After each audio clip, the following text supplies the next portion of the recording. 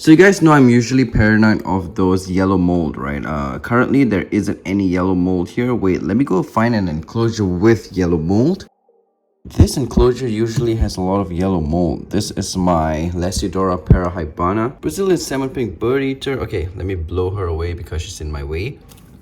Okay, going to your burrow. Right, so there's a burrow. But yeah, as you can see over here, there's not much, but you can see some dots, some yellow mold over there. And back then, I'm usually very paranoid about these kind of mold. So I'll rehouse the tarantula and like strip this enclosure clean and just done. Let me see if there are other enclosures with that mold. So far, there isn't right now because I've cleaned out almost all of them. Yeah, so over here, you can see there's just a little bit of mold over here. These yellow mold, they're kind of dried up now. I don't really have enclosures that have that mold, so can't exactly show you, but I will insert a clip. Okay, so this over here, yeah, these are the mold that I was usually very paranoid of, and I'm pretty sure you guys have experienced them before. It happens when your substrate is super packed down and very damp and it dries out. So I'm not sure why, but this mold usually thrives when it was wet before and then dries out. So yeah, this mold, it doesn't look very appealing, but to be honest, it does not harm your tarantula at all. Like previously, I did mention in my older videos that these things are very dangerous to tarantulas and you don't want them in your tarantula enclosure. But as a matter of fact, they do little to no harm to your tarantula, apart from it being disappealing. I mean, is that even a word? Like not appealing to your own eyes. But I would imagine that it's still not very good if it's like a lot like packed up in an enclosure. So I would still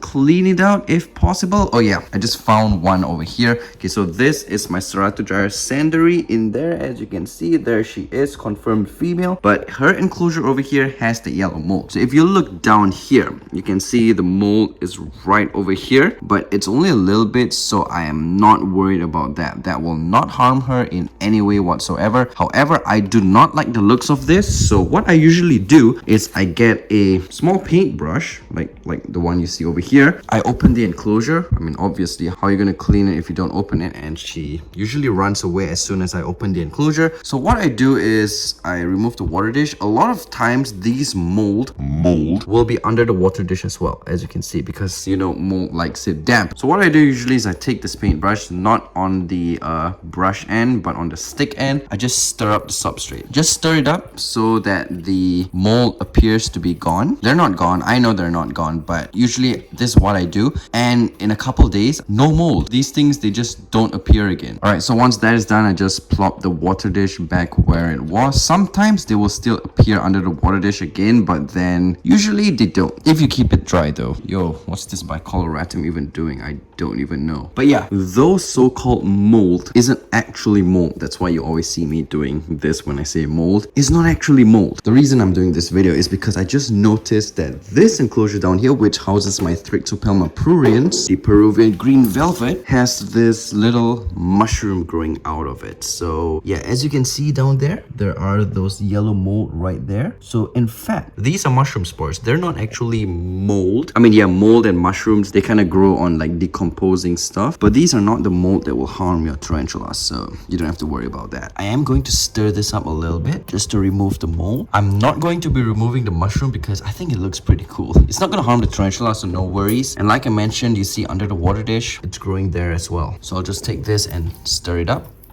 There we go. So yeah, just wanted to show you guys that isn't actually the mold that would harm your tarantulas. There are actually only like a few kind of mold that would probably harm your tarantula. So these mushrooms, I mean, come on, you would expect in the wild, in the tropical wild, when tarantula live under those like rotting stuff, you're gonna have a lot of those mushrooms as well. So no worries about that. So yeah, guys, just thought of showing you that, and I'll see you guys in the next video. Peace.